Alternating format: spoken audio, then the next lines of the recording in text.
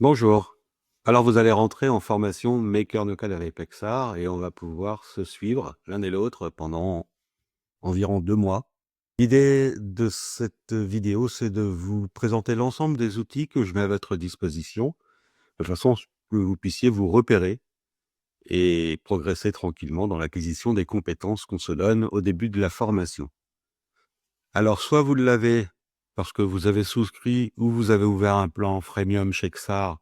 Et dans ce cas-là, vous allez travailler votre application fil rouge dans ce maker. Ou si vous n'en avez pas, je peux vous en ouvrir un pour le temps de la formation. Dans tous les cas de figure, je le préconise parce qu'il y a également un autre maker auquel vous allez accéder. C'est ce que j'appelle le maker du bien commun, c'est-à-dire un maker dans lequel j'ai déposé un nombre d'applications qui s'enrichit au fil de l'eau et qui permettent de reproduire des exercices, de réaliser des challenges, de travailler et de s'approprier comme ça la logique de XAR telle qu'on la voit dans la formation. Je vais également donc mettre une page à disposition, une page dans un outil qu'on appelle ClickUp, et vous êtes sur cette page-là si vous êtes en train de visionner cette application, où on va garder l'historique, l'ensemble de votre projet de formation.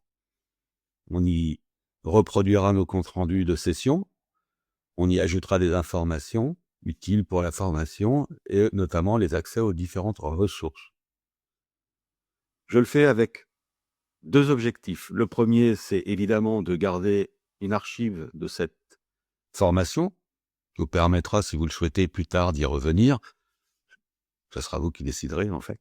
Et le deuxième objectif que je poursuis, c'est de documenter notre collaboration, au même titre que vous allez, et vous le verrez dans la formation, documenter vos projets d'application par la suite. En effet, documenter son application, c'est un point important parce que vous ne serez peut-être pas toujours en train de la maintenir. Vous déléguerez peut-être un jour cette fonction à d'autres personnes, ou vous êtes sur un MVP avec XAR et vous souhaitez par la suite développer une version plus poussée en recourant pourquoi pas à des solutions code.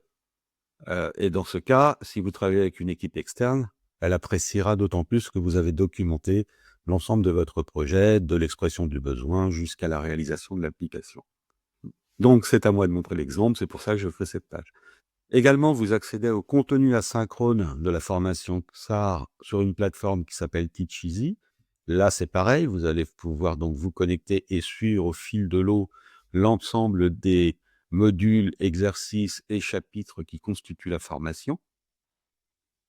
Et enfin, on utilisera un tableau blanc, que ce soit Miro, que ce soit Whimsical, ou encore Excalibro, voire pourquoi pas même un simple fichier Google, afin de pouvoir montrer la progression dans l'acquisition des compétences en lien avec la pratique de XAR, que ce soit la carte mentale de votre application, des schémas de workflow, schémas et un modèle de données ERD.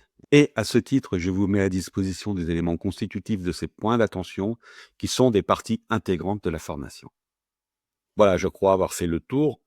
Et à tout moment, vous pouvez me contacter bien sûr par email ou par LinkedIn afin de pouvoir aborder avec moi un point particulier de la formation, que ce soit en lien avec le contenu pédagogique, la forme ou tout autre sujet que vous avez envie de traiter.